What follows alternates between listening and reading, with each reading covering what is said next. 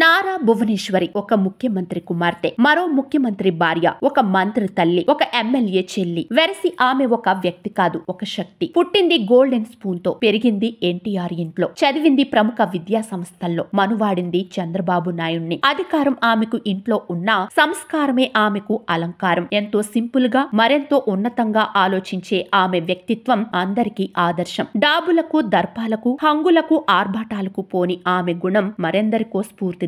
ఇటీవల కుప్పం పర్యటనకు వచ్చిన ఆమె ప్రభుత్వ డిగ్రీ కళాశాలను సందర్శించడం జరిగింది. అక్కడ విద్యార్థులతో జరిగిన ముఖాముఖి కార్యక్రమంలో కొన్ని ఆసక్తికర అంశాలు వెల్లడించారు. కాలేజీ విద్యార్థులను చూస్తుంటే తనకు కళాశాల రోజులు గుర్తుకు వస్తున్నాయన్నారు. కాలేజీ రోజులు జీవితాంతం గుర్తుంటాయని చెప్పారు. తనకు 19 ఏళ్లకే పెళ్లయిందని, అప్పుడు తనకేమీ తెలియదని తెలిపారు. ఇప్పుడు చంద్రబాబు నాయుడు తనపై నమ్మకంతో హెరిటేజ్ కంపెనీ బాధ్యతలు అప్పగించారని చెప్పారు. చంద్రబాబు నిత్యం ప్రజల గురించే ఆలోచిస్తారని, పనంటే ఆయనకు ఎంతో ఇష్టమని, తనకు ఎక్కువ టైం ఇవ్వరని, రోజు ఉదయం 8:30 సమయంలో అపాయింట్మెంట్ ఇస్తారని, మహా అయితే 15 లేదా 20 నిమిషాలు మాట్లాడతారని, ఆ తర్వాత ఆయన పని ఆయనది, నా పని నాదని, నేను ఆయన్నెప్పుడూ డిస్టర్బ్ చేయనని, ఏదైనా అవసరమైతే పిఏకే ఫోన్ చేస్తానని, ఎందుకంటే ఆయన నా ఫోన్ లిఫ్ట్ చేయరని. ఇదంతా ఎందుకు చెబుతున్నానంటే భార్య వైపు నుంచి ఉండే త్యాగాలు మీకు తెలియాలని ఆమె విద్యార్థులతో పంచుకున్నారు. లోకేష్ ను తానే ఎక్కువ చూసుకున్నానని, అందుకే తను నన్ను హిట్లర్ అంటాడని గుర్తు చేసుకున్నారు. ఇంకా తాను సినిమాలు తక్కువ చూస్తానని, బాలకృష్ణ సినిమాలలో తనకు